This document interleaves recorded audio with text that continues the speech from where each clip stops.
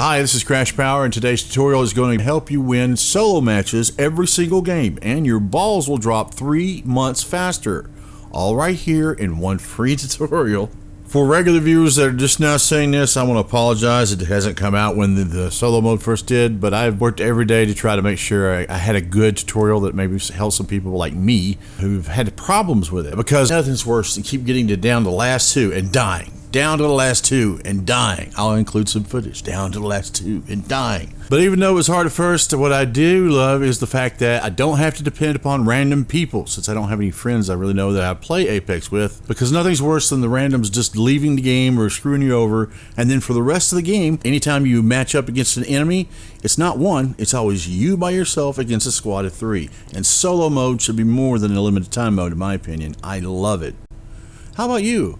Let me know in the comments below what you think about solo. Should it be extended to be nice for all the microtransactions we'd have to deal with?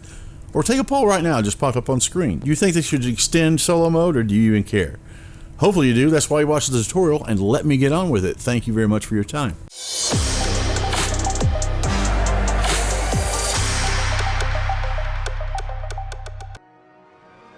You're going to have to change your playstyle in order to consistently win your solo matches.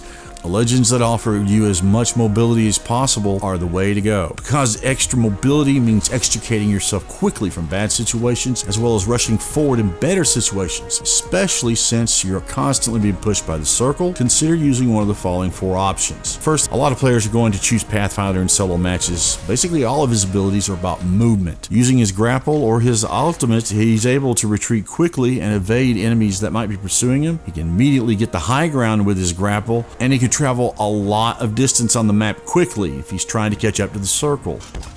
The same thing with Octane with his jump pad and his slide hop combination with stem, and his passive ability, I can't remember what it's called, but it regenerates his health over 2 minutes. It's quite useful.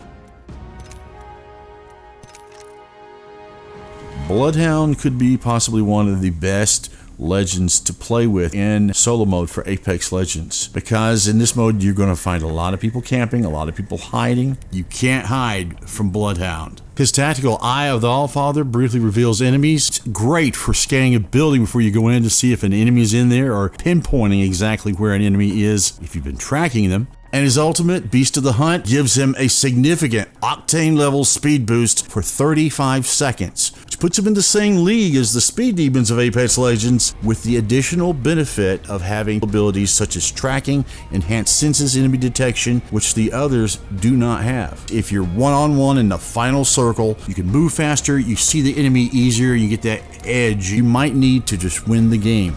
Even his passive ability is best suited for the mode. You could just be traversing the map, heading to a location. It will pop up enemy footsteps if they've been fresh within the last 60 seconds, alerting you to a potential ambush you had no idea is in front of you. The 4th option on the list in this tutorial is Lifeline. It's not Wraith, because I feel that her ultimate is kind of useless without teammates to use the portal.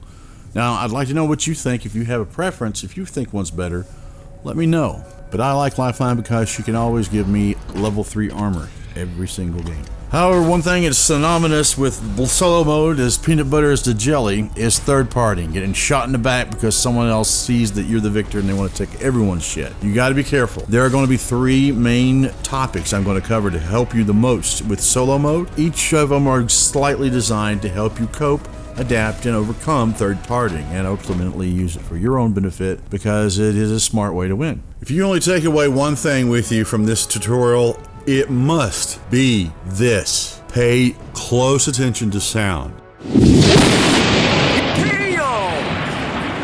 You won't believe, when you're not surrounded by squad mates that are making noise with their legends, or talking to them in party chat, or pinging to each other, how much more you can hear in solo mode. I'm not joking. If at all possible, wear a headset. It's a must. And turn the volume up. Pay attention. Turn the music off. Send the kids to bed. Do whatever you do, but pay close attention to sound. An enemy approaching your vicinity makes a lot of noise, and you can tell not only when he's near you, but which direction he is coming from exactly. It's that loud. You can hear the slightest of movements. Footsteps, gunfire, health and shield regens, abilities, doors opening or closing. Not just the sound that enemies make, but be very mindful in solo mode of any sounds you are making. And when you're approaching an area, if you have the time, approach it while crouching to make as little noise as possible. It'll really help you in the long run.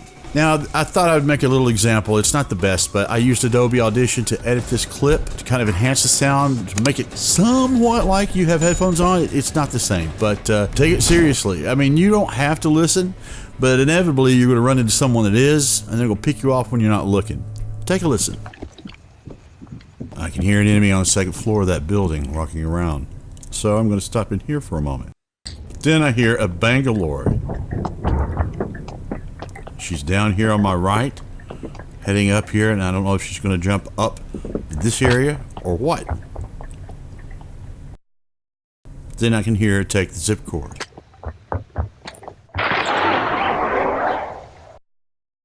Then a Pathfinder takes the zip cord. You want to make sure that you are selectively choosing when you are engaging in battle. I was tempted to engage the guy I heard first on the second floor of the building, but as soon as I heard the Bangalore, I had one person on each side of me, and if I initiated an attack on one of them, it's very, very likely the other one would have shot me in the back. What I want, and wait for one of them to engage the other, which gives me the best moment to attack. You let one kill the other, and then kill off the wounded guy while he's looting or trying to recover his shields and health. I want to pick when I have my battles, not them.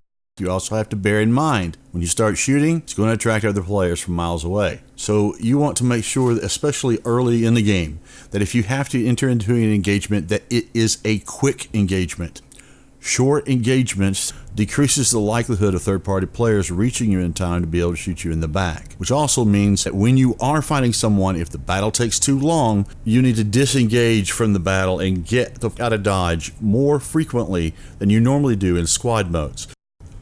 For example, she just happened to seize me while I'm waiting for the circle, so we engage.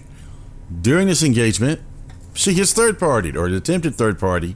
Now I have two people to contend with. Normally you want to be aggressive as you can in Apex Legends, but this is the time to run and get the fuck out of dodge.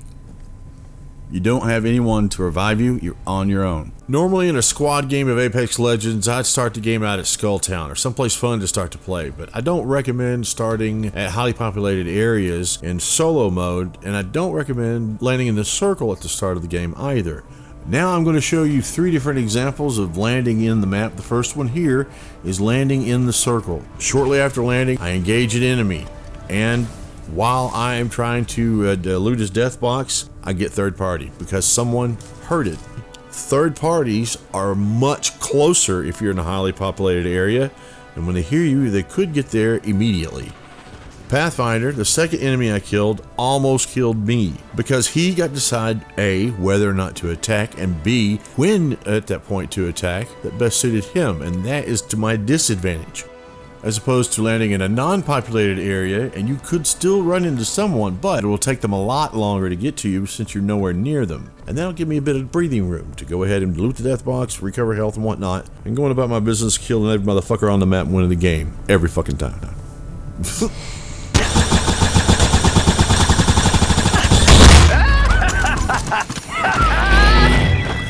In this awesome solo mode that we've added so long to play, you want to make sure that you're landing smart. And remember, your focus here should be on wins, not kills. If I'm able to successfully start the match in an area where I can loot with no one in my vicinity, it significantly decreases the chance that I'll be caught off guard and third-partied at the start of the game before I'm ready. That means I don't have to crawl around, make sure I don't make sound when I'm looting initially. I can run and jump around and get the stuff real quick like I like. So the whole game isn't just, creeping and crawling. When you start the game in solo mode, pay close attention to people and when they deploy, where they deploy. Most importantly, as soon as they can jump out of the plane, I want to pay close attention to the number that are in the drop ship, but specifically how quick they drop. That lets me know whether or not everybody seems to be going in one certain spot. Then I make my assessment mid-flight as to where I think the best place is to land. Look how quickly everyone abandoned ship. If I'm in the jump ship for, let's say, the first 5 seconds and it doesn't drop below 50, then I bail immediately because I know people are holding on. So 43 players are already heading down to the map.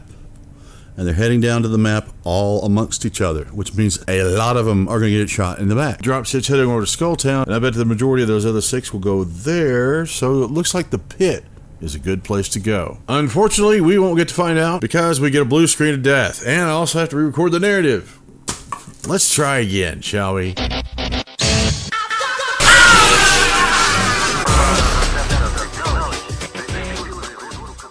right, let's see what we got. Ooh, Skulltown is the hot spot. That is good. It's very likely they're going to wait to drop. Let's see how they do. Yeah, they're not dropping real quick. I'm going now. I'm going to go to the right and try to get on the east side of the circle. I'm going to look around to see. There's some other people going over here to my left, so I'm going to go a little further. It's looking good. It's looking good. Normally when I play solo matches, I try to go for weapons that all have the same ammo type, specifically light ammo rounds.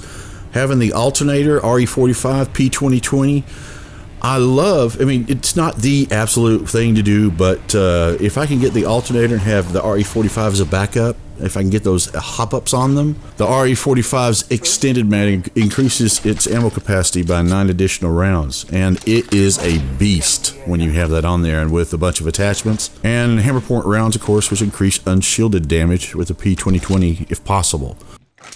One thing I want to point out is, if I haven't covered before, we normally try to reload once we run out when we're engaging people. Try to resist that urge initially and always switch to the alternate weapon immediately to see you can finish it out while they're trying to reload. Here's somebody.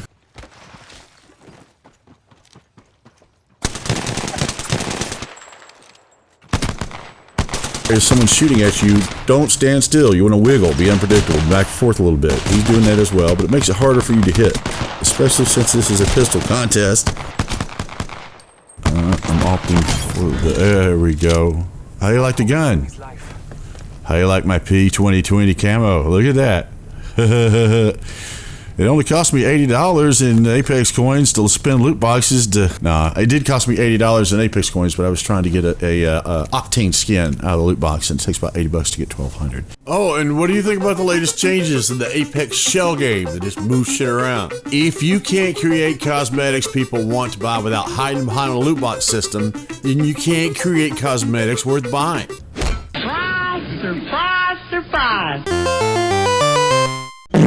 We don't call them loot boxes, we call them surprise mechanics. One thing that is a big difference, well, to me, when it comes to solo matches, is normally I only grab Arc Star grenades and normally leave the other two types of grenades alone in solo because your inventory space is so crucial, and the Arc Star is really, really good for holding people still while you try to shoot them. I hear somebody. All right, let's get up on higher ground. Always, you want the higher ground whenever you engage somebody. It sounds like he's inside that building. Let me loot this. Oh, the extended mag. And I'll put the white one on the P2020. Yep, here he comes. Where are you at? There he is. Hey, let's use Arc Star. See if I get... I should get closer before I do that. I'd have her in a grenade throw. It. Now.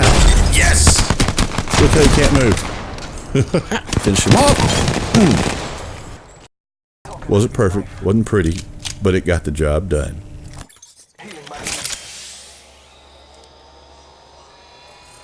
Now I'm going to show you the advantage you can have as Bloodhound when it comes to the Storm. Actually, in this example, I'm going to stay in front of the Storm, or try to, but unlike Octane, who can redo his stim every 5 seconds at a cost for health, Bloodhound gets this for a minute and a half, 30. Bloodhound gets this for 5 hours. Let's show you this. Wave 1 storm damage, it doesn't do a lot of damage, so if you're standing at the edge of the circle, you want to remember, people still might be coming out of the storm behind you if it's wave 1, a round 1 wave. So I'll loot as much as I can and then wait. I'll have an ultimate by then. Usually I find an ultimate accelerant, and then watch how I just stay on the edge of the storm here. Notice I'm running over here on the road because if I'm right close to this ditch, people that might be above me might hear me, but they can't see me. Another reason I don't like starting the game in the circle is because I don't have eyes in the back of my head. I want to have my back to something or an area that I feel pretty confident I'm not going to get ambushed from. You know, I don't want someone sneaking up behind me. The edge of the circle is where I like to be, and I like to work my way in as it shrinks. But to be honest with you, this may not be the only way to do it, and if you have a way that's been working for you, talk to me about it in the comments below. I'd appreciate it, because I just don't want this mode to go away. I really love it, and I dread having to play with randoms again. But most of all, Remember 3 things: wins having a priority over kills, paying attention to sounds, and not getting third-partied and shot in the ass. Those are the 3 things you want to keep your eye on when you play this game. It's easy to get caught up in going around and having fun like normal. Remember, wins, not kills, not getting shot in the ass. It's a little jingle. Thank you so much for watching to the end of the video. If you have any questions, please ask me down below. I always check comments. I can't thank you enough for your time. Subscribe, hit that bell, and I'll see you next time. Bye.